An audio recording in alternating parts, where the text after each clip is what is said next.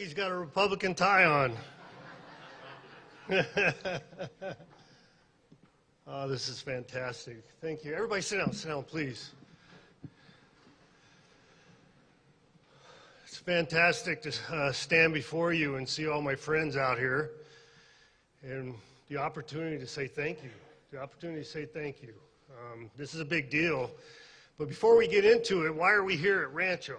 And so we kicked off this campaign, 15 months ago? It seems like 10 years ago to me.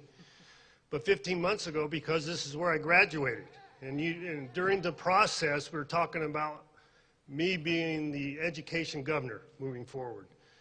And I think it's important for a lot of people who've lost faith in the education system, especially public schools, that we bring it back home and have an understanding where we need to go as a state to breed success moving forward as a state.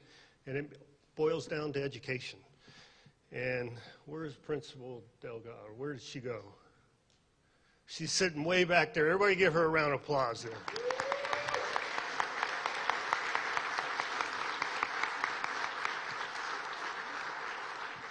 And the education superintendent, Jesus Jara, is right up here up front. Thank you, Jesus. So he looked at my speech, make sure I didn't have any spelling errors and everything that goes along with it. But without further ado, let's get along with it. This is just overwhelming to see you all sitting out here, and it's fantastic. So thank you. Well, first, let me start by saying thank you. That's what the speech says.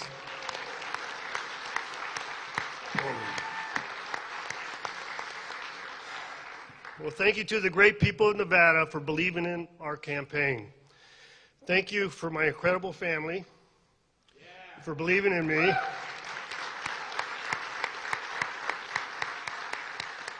And obviously, I'll introduce them here shortly.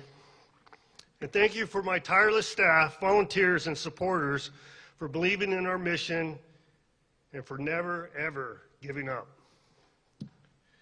We would not be here today without you. From the bottom of my heart, thank you. It's moving to be here today to deliver these remarks at Rancho High School, my alma mater. Not only did I graduated. This individual right here, Bobby Ellis, he didn't. But he was successful anyway, but good job, Bobby. Not only did I graduate years ago, but Rancho is also where I announced my candidacy to be the next governor of Nevada just 15 months ago. In my travels across the state, I heard from voters from all walks of life, and you know what they said? They all said the same thing. Joe, please help turn our state around before it's too late. The urgency in their voices, I will never forget. So this victory is for them. Today marks a new beginning. It confirms the new brand of leadership is on the march. Hey, Pete. How you doing, buddy? How you doing, yeah. It's a win for parents who want to have a voice in their child's education. It's a win for families who want a safer community. And it's a win for small business owners. Pete?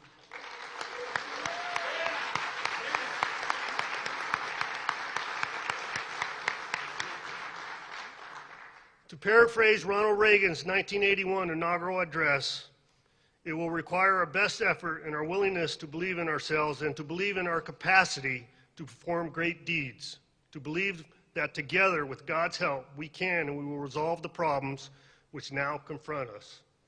After all, why shouldn't we believe that? Because we are Nevadans.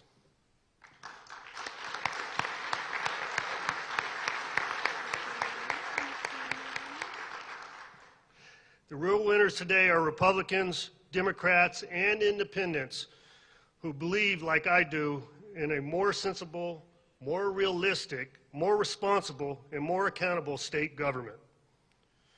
On Friday, I took a call from Governor Sisolak, who was gracious and offered his support. I thanked him, and we pledged to work together to complete a smooth transition. I want to take a moment to thank my wife, Donna.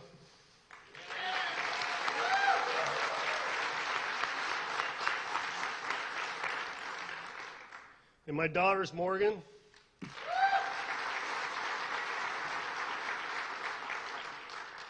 and Lacey, and our newly minted grandchild, Theodore. I want to thank them for their love and support. Without them, this would have never been possible, so thank you very much. I would also like to acknowledge the hundreds and hundreds of friends across the state that made phone calls, knocked doors, and showed up at events. You helped make the difference. In addition, Don and I were so very proud of our campaign team, our volunteers, and our donors in each of our 17 counties. Please know that we are incredibly grateful for your dedication and your support.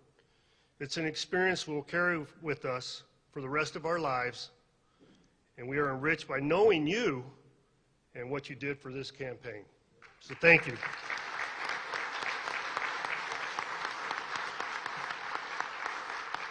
A special thanks to our campaign chair, Mark Hutchinson, who's unfortunately not here today. He's in Virginia, but can we give him a round of applause?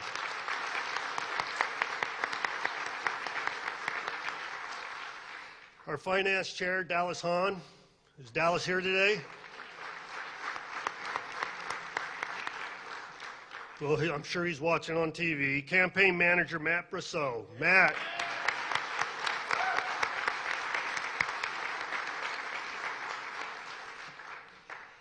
Communications Director, Elizabeth Ray. Stand up, Elizabeth. She had probably the hardest job because I tend to have a little bit of Tourette's. And I tend to have sometimes inappropriate responses, and she was able to clean that up for me. So I appreciate that, Elizabeth.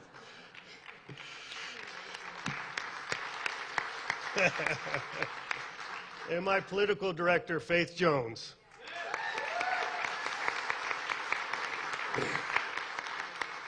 And two of the most instrumental folks, two of the most influential folks in me personally and this community and the Republican Party, Ryan Irwin and Mike Slinker.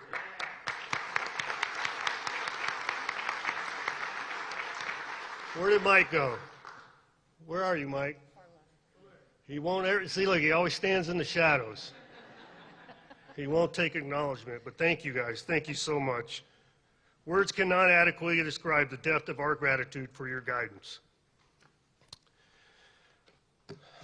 For 2 years, Don and I crisscrossed the state. We met tens of thousands of Nevadans who were deeply invested in the future of Nevada.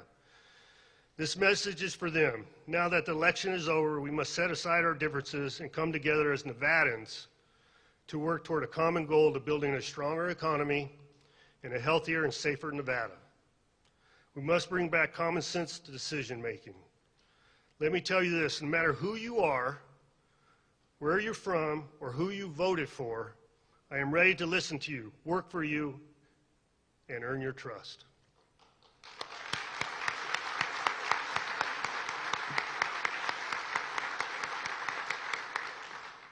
I proudly served our country in the United States Army and have dedicated my life in protecting communities as a police officer, as a sheriff, and now humbly as your next governor.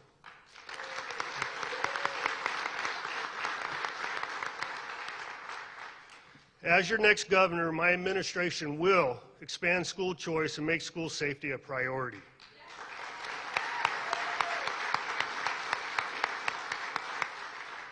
Fix the broken state agencies.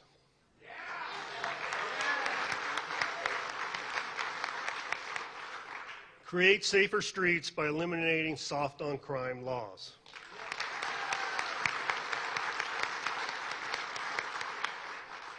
Get our economy back on track so we don't have to pay the price for bad decisions coming out of Washington, D.C.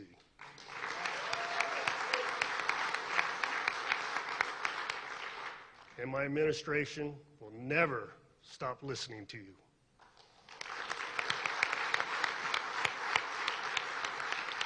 My fellow Nevadans, it's time. It's our time. In closing, I will always level with the voters of Nevada. We may not agree on every issue, but I know that I will work very hard to make you very proud to be a Nevadan. Thanks, Jerry. And know this too, we will commit the time it takes to bring our state together and bring writing a new chapter of Nevada history. Hold on, a little more. I appreciate the applause. Just, we're getting there, I'm sorry. To our supporters, to our volunteers, and to all Nevadans, we're in this together. You have my word that I'll insist on meeting on common ground, armed with new ideas, and driven by discipline to succeed. And we will succeed because we are Nevadans.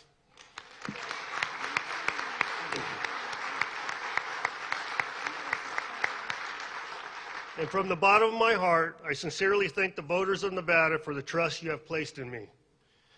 It is the single greatest honor of my life. And although I won't be sworn in until January, our journey begins now, right?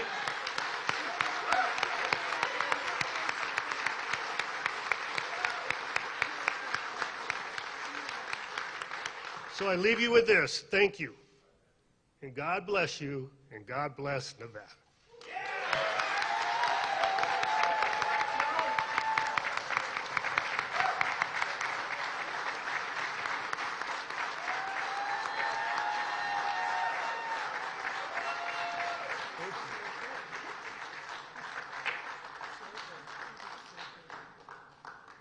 So as a run of agenda, I will not be answering any questions for the press. I will provide opportunity here in the future to address any questions you may have in full transparency, which I intend to lead by.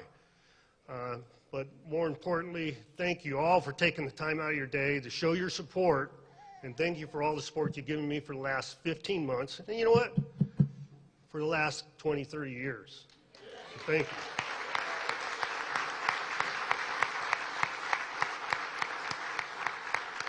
And please, please do not be offended when you have attempted to reach out to me in the last couple of days and I have been slow to respond because mysteriously I have a bunch of new friends. So no, but all my true friends, I know who you are and I know who is in this for the right reasons. And each and every one of you are, and I hope to God I do not let you down. Thank you.